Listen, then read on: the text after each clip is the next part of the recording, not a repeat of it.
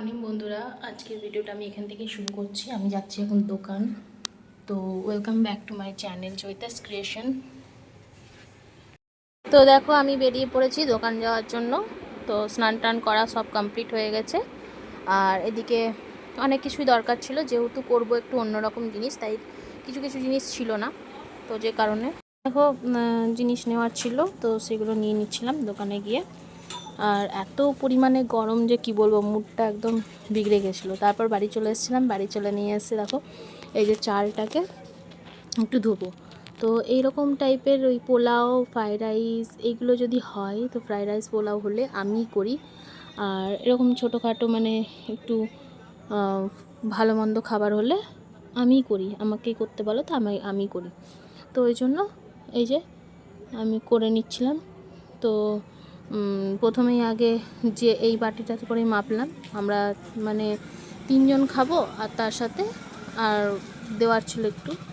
তো ওই জন্য সেই অনুযায়ী মেপে আমরা মানে 2 বাটি চাল নিয়ে নিয়েছিলাম। আমি কোনো রেসিপি শেয়ার করছি না, আমি যেভাবে করেছি তোমাদের সঙ্গে ব্লগটাই শেয়ার করছি। তো আজকে করব হচ্ছে বাসন্তী পোলাও আর পনির। তো বাসন্তী পোলাওটা আমি করব, পনিরটা বর করবে। তো সেই হিসাবে দেখো আমি প্রথমেই ওই মেপে নিয়ে চালটা নিলাম 2 বাটি, আর এদিকে চালটাকে ভালো করে ধুয়ে নিলাম।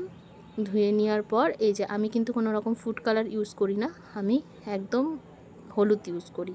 আমাদের নর্মাল বাড়ির যে হলুদ, সেটা। ফুড কালার দিলেই যে ভালো হবে এমন কোনো মানে নেই, হলুদ দিয়েও কিন্তু টেস্ট ভালো হয়। সেটা পরিমাণ মতো, বেশি অতিরিক্ত দিলে তো অবশ্যই হলুদের গন্ধ উঠবে, তাই না? আর এই যে ঘি দিয়ে দেবো। যেহেতু আমি ঘি একদমই ছোটোর থেকে খেতে পারি না, তার জন্য কিন্তু সব আগে তো ঘি ছুতাম না। এখন যেহেতু বড় হচ্ছি, কে ঘি ছুবে বলো, তাই না? রান্না বান্না করলে আমি কি ঘি ছোঁয়ার জন্য আলাদা লোক রাখবো? তো সেক্ষেত্রে তো করতেই হবে, তাই না? ছুতেই হবে। তো সেই ক্ষেত্রে সব কিছু মানে বড় হলে সব কিছু চেঞ্জ হয়ে যায়, বিয়ের পর তো আরও অনেক কিছু চেঞ্জ হয়ে যায়। তো সেই হিসাবে তো আমি ঘি নিলাম, সঙ্গে সঙ্গে হাতও ধুয়ে নিয়েছি, দেখতেই পাচ্ছি আমি হাত মুছে নিলাম হাত ধোয়ার পরে।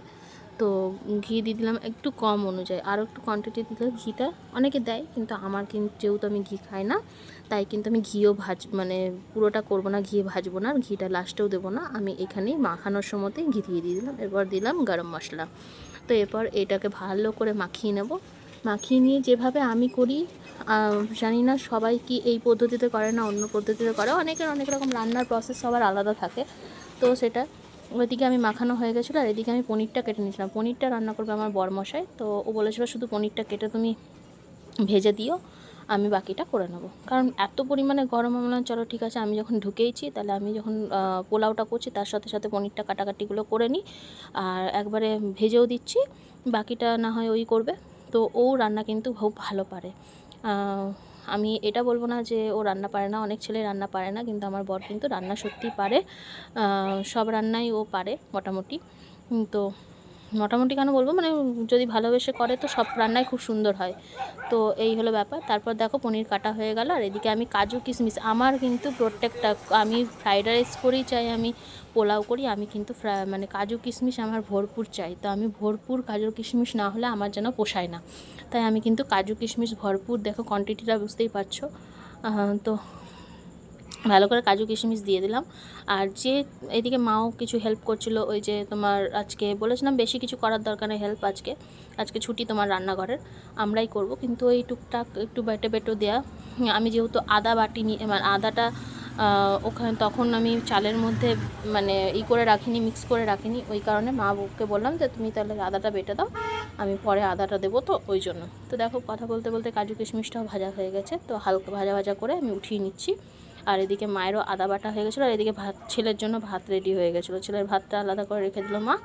আর ওইদিকে দেখো মা মুছে দিল একটু ওই দিকটা, যেহেতু ছেলের ভাত হয়েছে, ভাতের এটা তো আমাদের বাঙালিতে আমরা এঁঠোটা মানি, তো ওই জন্য। তারপর দেখো এবার আমি যেহেতু পোলাওটা চাপাবো, তো আজকের ভিডিওটা এই নিয়েই ছোটোখাটো করলাম। সমস্ত প্রতিদিন তো একঘেয়েমি সেই ব্লগ কী করছি না করছি সেই দিয়ে, তো আজকে না হয় একটু রেসিপির সঙ্গে কী করছি না করছি দিলাম। একঘেয়েমি তো কিছু দেখতে ভালো লাগে না। তো এদিকে দেখো বড় চলে এসছে, আর আমি এদিকে তেজপাতাটা ভালো করে ভাজা করে দেওয়া হয়েছে।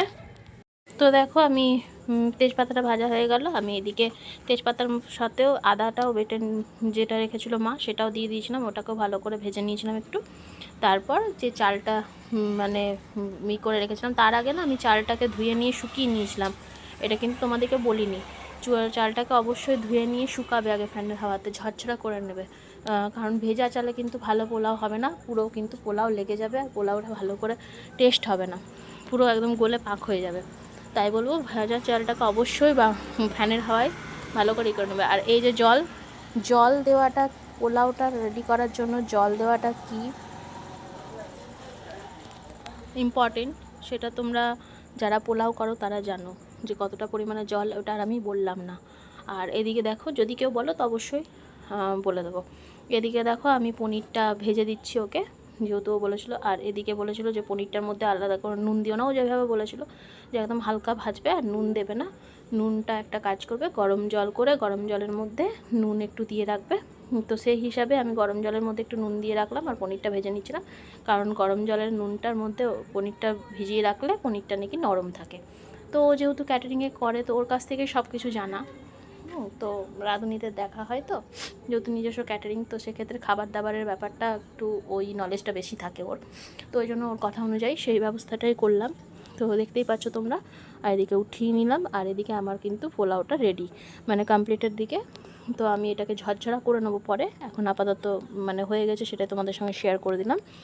আর এদিকে ও চলে এসছে, ও এদিকে পনিরটা করছে, তো আমি একটু নাড়িয়ে হেল্প করলাম, কারণ ও ওইদিকে কী সব করছিল তখন, পনিরের জলটা মনে হয় করছিল। আমি এখন হচ্ছে রান্নাঘরে, ওয়েদার খুবই খারাপ, তো ওয়েদার তোমাদের সঙ্গে শেয়ার করছি পরে একটু পরে।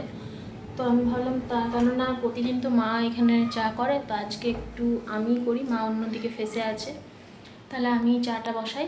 তো তাই চলে এসেছি চা বসানোর জন্য। তো চলো চাটা বসাই, দেখতে থাকো।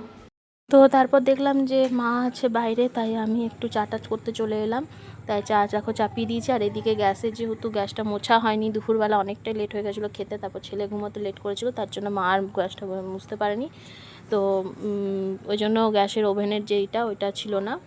আর এদিকে আমি চা আদা দিয়ে একটু ভালো করে চা বানাচ্ছিলাম, যাতে সচরাচর এখন আমি চা বানাই না, তো যেহেতু বানাবো বলেছি তাহলে একটু ভালো করে বানানোটা বেস্ট। আর আমাদের মধ্যে হচ্ছে আমার বাপের বাড়ি শ্বশুর বাড়ি সব বাড়িতেই আমাদের শুধু দুধের চা খেতে পছন্দ করি, কোনো রকম এক্সট্রা জল বা এই লিকুইড দুধ যেটা হয় সেটা পিওর দুধের চা খাই, কোনো জল পছন্দ করি না। আর এদিকে নিমকি নিয়ে এসেছিলো বর, তো ওই নিমকিটা ওকে দিয়ে প্রথমে ভালো করে ওকে দিয়ে নিয়েছিলাম, তারপর আমি আর মা চা খাওয়ার জন্য নিয়ে নিচ্ছিলাম চাগুলো। তো যাই হোক, আজকের ভিডিওটা এতটাই ভালো লাগলো, অবশ্যই পাশে থেকো, সাথে থেকো, ফলো করে রেখো, সাবস্ক্রাইব করো। আর অবশ্যই জানাতে ভুলো না ভিডিওটা কেমন লাগলো আর রেসিপিটা কেমন লাগলো। রেসিপি তো তোমাদের সঙ্গে পুরোটাই তুলে ধরিনি, যতটুকু পেরেছি আমি ততটুকু তোমাদেরকে বললাম, ডিটেলসে আর অতটা দেখানো হয়নি, কারণ অতটা দেখালে অনেকটা বড় একটা ব্লগ হয়ে যেত। তো ততক্ষণের জন্য সবাই ভালো থেকো, সুস্থ থেকো, টাটা, সবাই